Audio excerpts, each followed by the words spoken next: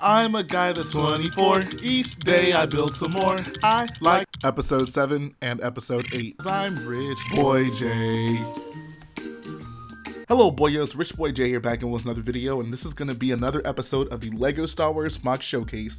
This is a series I've created to highlight some of the best MOCs that I've come across on the internet, so if you find any of the MOCs in this video impressive, all I ask for you to do is go to the links in the description and support the builders by giving them a like, comment, or even a follow. The first build we're going to take a look at today is by Letranger Absurde. I hope I pronounced that correctly, and it is a Blurg from The Mandalorian with Quill sitting on top, and this thing is pretty incredible. Like, the curves flow so well, and it's always nice when you can see a build like this of some big organic creature that basically just tells you, look, you don't necessarily need to have LEGO to make a custom mold for you. Just if you come up with a good enough design, it can totally look good and fit in with any of the custom molded big figs that we get, like the Wampa, Dewback, etc. And I think this is absolutely one of them. Like, there, for one, just aren't very many studs exposed on this thing in general, so like from afar, it actually would kind of just seamlessly blend in with a lot of those big figs, but there's a lot of just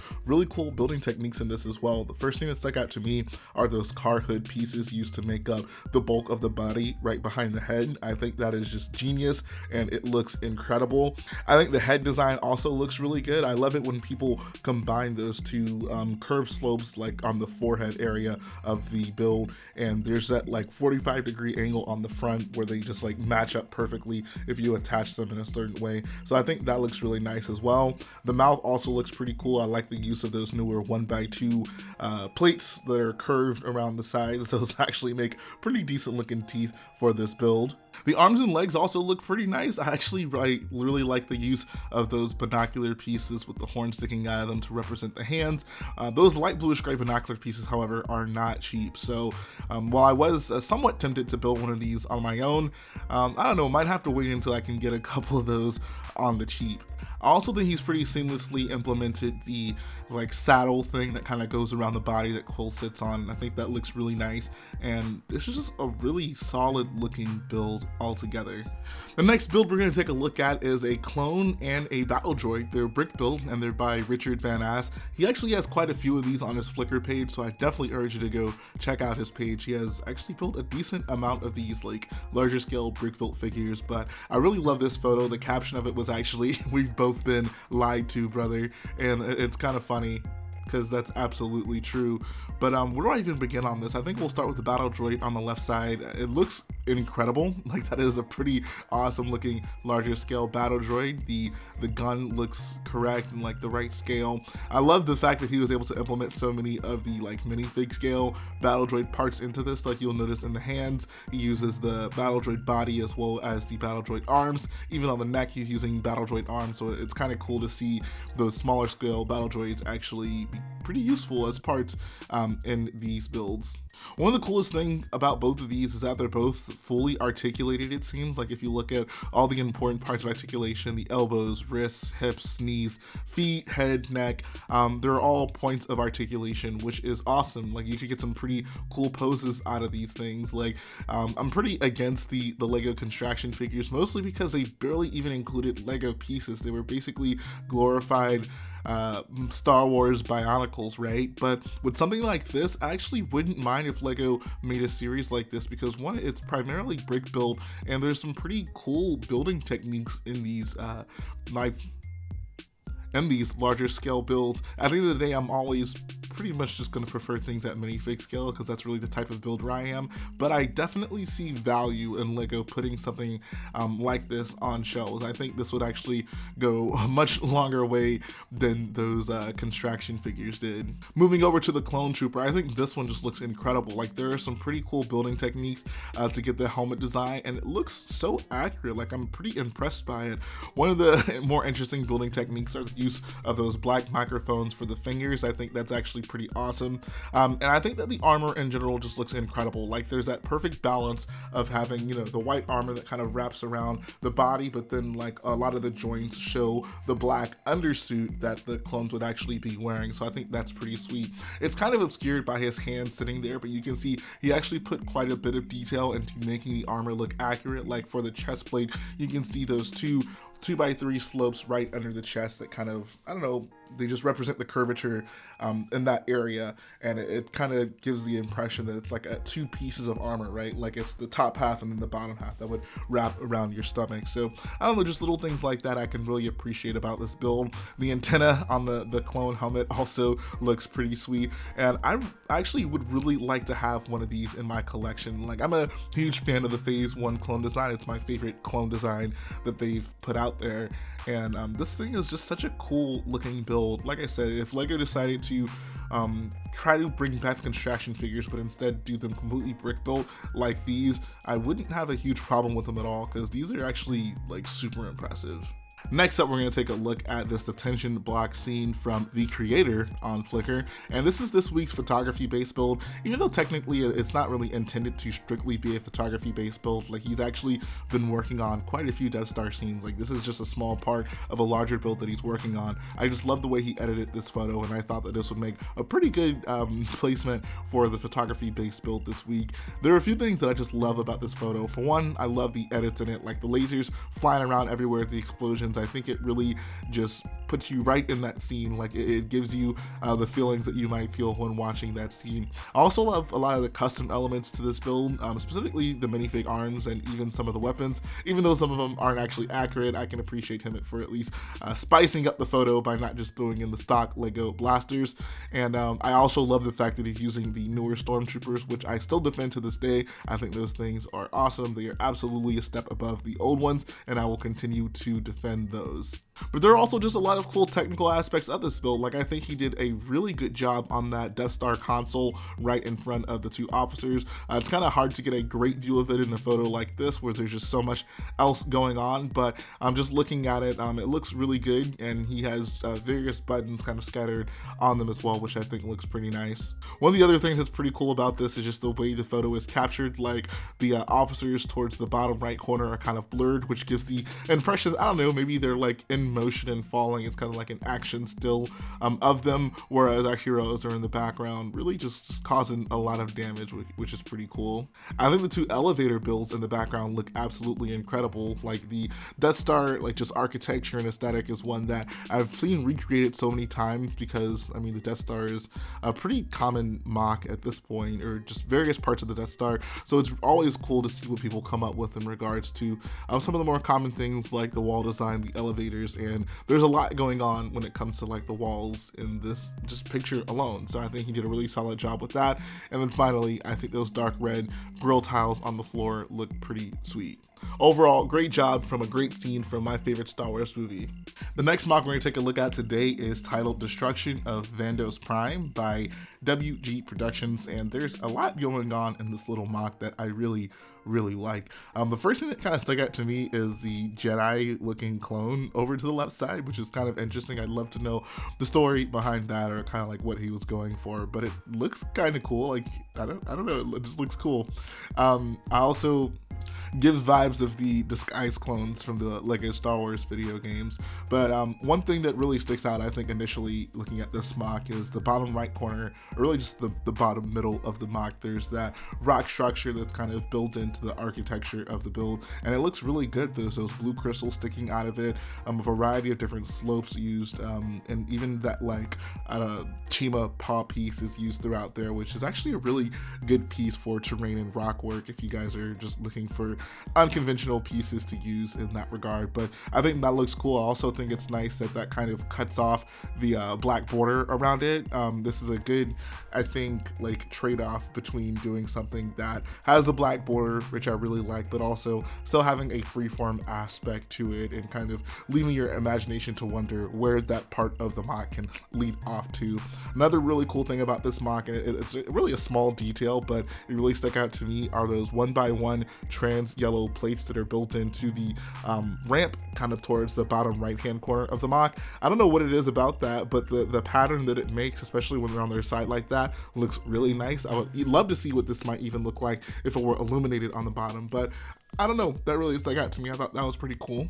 One of the interesting things about this MOC is the usage of parts from that original Lego Anakin Jedi Interceptor set. Like, one of the things that I instantly noticed when looking at this photo is that 1x8 tile, the yellow one in the background with that dark gray trapezoid in the middle. That's from the original Anakin Jedi Interceptor. And then I think there's also like a 2x2 light gray vent tile, or tile with like a vent sticker on it that's also from that set. And then there's also chunks of the Vulture droid that came in that set, one being held up by some machinery up top, and then one just kind of sitting in the corner over there. So he might have just had that set sitting nearby and was like, you know what, let me just take chunks of this and throw it in this MOC, and it actually looks pretty cool. I kind of like that a lot. I think the custom droid that he made to the top right looks really good. It looks very Star Warsy, and I think the minifigs in this build in general just look really cool. Like, it's not just your standard clones versus droids on some random planet MOC, but he clearly put a lot of thought into the minifigs and wanted to do something that looked very unique, especially with the two bad guys on the right side. They have the POW hats, which I thought was kind of interesting, but it looks good. They look like some sort of faction that maybe we haven't seen before in Star Wars, but it's a really unique looking MOC in that regard. The last thing I thought I'd point out is I actually like the pattern formed at the top right corner. It's basically just some bricks with like studs on the side, and then there looks like some like profile bricks kind of sticking out from it. And once you look at it head on, it just looks like there's this like line pattern in the wall. And I don't know, it just looks really cool to me. It's not something that I've ever thought to implement into a build in that way. Like, usually people will do those snot bricks, but then just have like a tile or something. But to have it like jut out so far, I think actually looks pretty cool, and it gives a really unique design. So lots of really just cool, unique things going on with this build, and that's really one of the things I try to get across in these MOC showcase builds, just like showing you guys techniques that I haven't seen before, or techniques that I think that you might not have seen before. So overall, this is just a really good looking build. I think the one thing I always mention is minifig placement. There's some cool looking action shots in this, like the one clone in the middle looks like he got blasted right in the chest, and he's kind of mid-flight from that, which is pretty sweet. And then you have also the clone at the bottom left-hand corner taking cover, trying to make a difference in this little skirmish they're having. The final MOC we're going to take a look at today is a very unkempt Imperial Shuttle. It's by Sanel Lukovic. I feel like this is one of the more famous Lego Star Wars MOCs, and one that I've always wanted to talk about on the showcase, so it's actually pretty exciting to finally get a chance to describe it to you guys here on the showcase. If you haven't seen it, I'm glad that you finally have seen it, because this is one of those builds that I feel transcends the Star Wars community, or the Lego Star Wars community, in terms of just beauty and being perceived as art. Like, if you take this to any Lego convention, like people who aren't even Star Wars fans, it would catch their eye. Like, this is just one of those builds that is just so beautiful, with the vegetation, the resting on the actual ship. Like, there's just so many things going on here that I think anyone who doesn't even necessarily care about an Imperial Shuttle or Endor, or these things that us Star Wars fans would care about, would still get a lot out of this MOC. So just the basis of it looks like it's a UCS Imperial Shuttle, and it's probably the Tidarium that they took to Endor and just kind of left it there. I'm thinking that's the premise of this MOC, and many years later, you can imagine it's been rusted out, it's been just, broken down, and this is the representation of that, and I think it's just absolutely beautiful. There's so many different leaf pieces used in this, so many different colors that just all pop and work together to make something that is just so visually appealing. So getting into the specifics on the build, I think I have to start off by talking about the actual shuttle itself. So if you look at the cockpit, you'll instantly recognize, like, yeah, it's definitely based on the UCS Imperial Shuttle. One of the cool things he actually did on it, I think, is the cracked windshield. I think it looks really nice using those 1x1 trans brown or trans black, depending on who you ask, plates in there to represent the breakage of the windshield.